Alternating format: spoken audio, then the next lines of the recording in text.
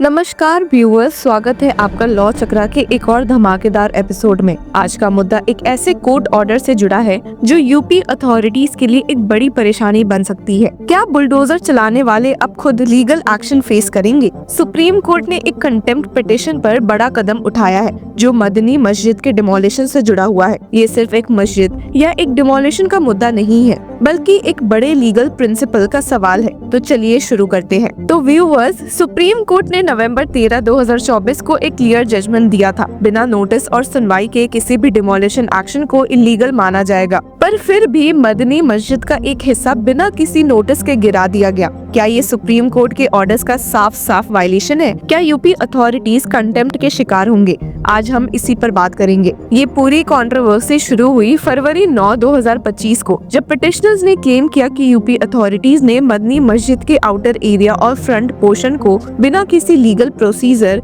के डिमोलिश कर दिया है। पिटिशनर्स का कहना है कि ये डिमोलिशन इलीगल था क्योंकि मस्जिद प्राइवेट लैंड पर बनी थी जिसमें पिटिशनर्स का हक था। 1999 में म्युनिसिपल अथॉरिटी से प्रॉपर सैंक्शन लिया गया था। हाई कोर्ट ने 2006 में सैंक्शन रिवोक करने की कोशिश को रिजेक्ट कर दिया था, यानी लीगल सैंक्शन अब भी वैलिड है। एसडीएम की दिसंबर 2024 की रिपोर्ट भी कहती है कि ये कंस्ट्रक्शन लीगल था। जो छोटी सी कंस्ट्रक्शन अनऑथराइज थी वो पिटिशनर्स ने खुद ही हटा दिया था। फिर भी फरवरी 9 को बिना किसी डिमोलिशन नोटिस के बुलडोजर्स मस्जिद गिराने आ गए। और सबसे शॉकिंग बात ये थी कि पुलिस और 500 जवान मौजूद थे जब ये डिमोलिशन चल रहा था। अब सवाल ये है कि सुप्रीम कोर्ट ने नवंबर 13, 2024 को अपने जजमेंट में जो गाइडलाइंस दी थी उनका खुला वायलेशन हुआ है। सुप्रीम कोर्ट के रूल्स क्लियर है। डिमोलिशन से पहले शो कॉज नोटिस देना जरूरी है। अफेक्टेड पार्टी को सुनवाई का मौका मिलना चाहिए। फाइनल डिमोलिशन ऑर्डर में रीजंस होने चाहिए। अगर डिमोलिशन इलीगल पाया गया तो ऑफिसर्स को पर्सनली लायबिलिटी फेस करनी होगी,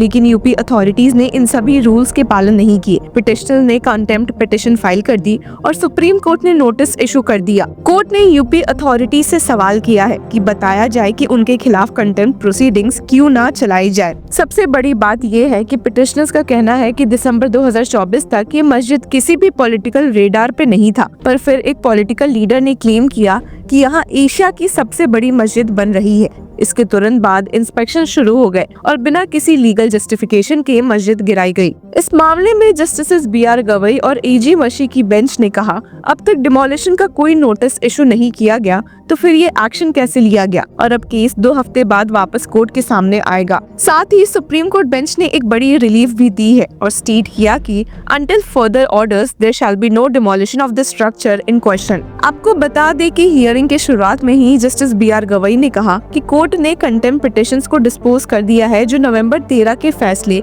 के उल्लंघन का आरोप लगा रही थी।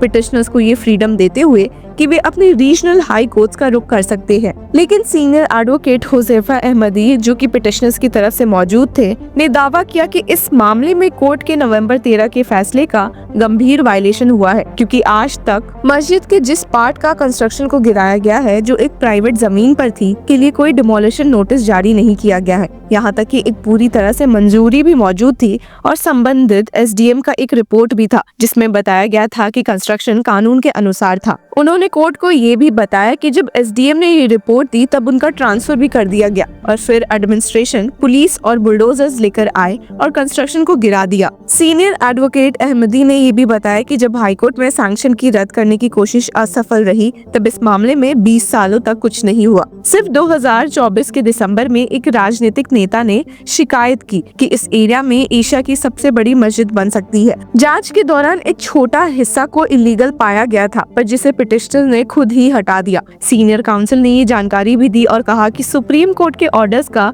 गंभीर वायलेशन हुआ है। The contempt petition stated that the administration has chosen Sunday, 9 Feb 2025 to demolish the Madni Masjid, Hatta, Kushinagar and have deployed huge police force of around 500 police personnel. All the shops of Kasbah Hatta was closed and around 9 AM the respondents have started demolishing the mosque, and by the evening they have destroyed the mosque from all the nook and corners. The mosque have been demolished from all the corners and have been turned in a dilapidated condition. इस मामले में notice जारी किया गया है, जहां supreme court bench ने order में स्टेट भी किया कि it is submitted that in these premises the demolition which was made is in egregious contempt of the directions issued by this court. Issue notice as to why proceedings for contempt should not be initiated against the respondents returnable in 2 weeks. हालांकि इसी के साथ 1 महीने पहले court ने एक दूसरे contempt petition को खारिज कर दिया था, जो यूपी एडमिनिस्ट्रेशन के खिलाफ नवंबर 13, 2024 के आदेश के उल्लंघन का आरोप लगा रही थी और पिटिशनर को इलाहाबाद हाई कोर्ट जाने की फ्रीडम दी गई थी। जस्टिस गवई द्वारा हेडेड वाली बेंच ने मुख्य रूप से कहा था कि कोर्ट ने अपने नवंबर 13 के फैसले में सारी बातें लिखी है, जिसमें ये भी शामिल है कि अफेक्टेड पार्टीज अपने रीजनल हाई कोर्ट्स का रुख कर सकते हैं। जिस मामले की यहाँ बात हो रही है वो असल में कुछ जगह पहले सुप्रीम कोर्ट आ पहुंची थी, जहाँ एक डिमोलिशन हुआ संभल के एक एरिया में बिना किसी प्रायर नोटिस के, और ये मैटर सीधा सुप्रीम कोर्ट के सामने गया था, वो भी जस्टिस BR गवई और AG मशी के सामने। इस प्ली में ये दावा था कि ये डिमोलिशन नवंबर 13 के कोर्ट ऑर्डर का वायलेशन था। आपको बता दें कि जस्टिस BR गवई और KV विश्वनाथन ने ही एक सीरियस ऑर्डर पास किया था नवंबर 13 को, ये कहकर कि बिना नोटिस के किसी भी डिमोलिशन को रोक दिया जाएगा। पर अगर सुप्रीम कोर्ट ने ऑर्डर दिया था तो वापस से ऐसे डिमोलिशंस कैसे हो रहे हैं? आपको बता दें कि सुप्रीम कोर्ट बेंच ने अपने फैसले से फॉर्मर CJI DY चंद्रचूड़ के ऑर्डर्स को भी अपहोल्ड किया था और उसको एज इंस्पिरेशन लेकर कहा गया था कि बुलडोजर जस्टिस जैसी प्रैक्टिस लॉलेसनेस को हाईलाइट करती है और ऐसी प्रैक्टिस बिल्कुल भी एक्सेप्ट नहीं की जा सकती है। इस फैसले से जस्टिस BR गवई और KV विश्वनाथन की बेंच ने यूनियन गवर्नमेंट से लेकर स्टेट गवर्नमेंट सबको एक क्लियर वार्निंग दी थी कि वे जुडिशरी का रोल अज्यूम नहीं कर सकते। लेकिन अब देखते हैं कि उस केस में आगे क्या हो सकता है, जिसमें सुप्रीम कोर्ट ने यूपी स्टेट गवर्नमेंट को नोटिस इशू किया है।